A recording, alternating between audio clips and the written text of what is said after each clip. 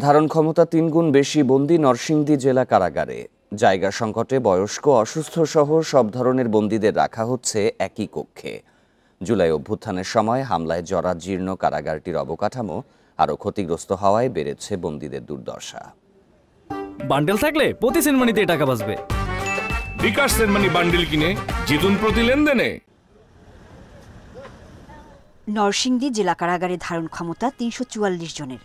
বিপরীতে কারাগারটিতে রাখা হচ্ছে ৯ শতাধিক বন্দীকে। সবাইকে থাকতে হচ্ছে গাদাগাদি পরিবেশে। এর মধ্যে গত বছর জুলাই অভ্যুত্থানে হামলার সময় আগুনে ব্যাপকভাবে ক্ষতিগ্রস্ত হয় কারাগারটি। খসে পড়ছে জরাজীর্ণ ভবনের পলেস্তারা। এছাড়া কারাগারের পাশে ঢাকা সিলেট মহাসড়কের উন্নয়ন কাজে উঁচু হয় সড়ক। এতে বৃষ্টির সময় কারাগারের ভিতর ঢুকে পড়ছে পানি। অসুস্থ রোগী এবং যে বয়োবৃদ্ধ যারা আছে সবাই প্রায় একসাথে হয়ে যান, যে কারণে তাদের অসুস্থ রোগী আরো বেশি অসুস্থ হয়ে যেতেছে। জেলখানার নিরাপত্তা হুমকির মুখে, যেহেতু জেল মহাসড়ক উঁচা হয়ে যাওয়ার কারণে জেলটা নিচু হয়ে গেছে, এতে করে নিরাপত্তা অবশ্যই বিঘ্নিত হবে।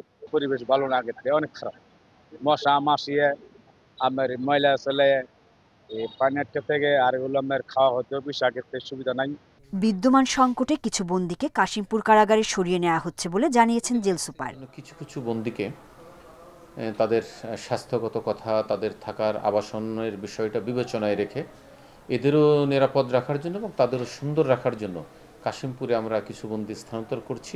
নরসিংদীতে ১৯৮৩ সালে মহকুমা কারাগার প্রতিষ্ঠিত হয়। পরে ১৯৮৮ সালে এটিকে জেলা কারাগার হিসেবে ঘোষণা করা হয়। Independent news.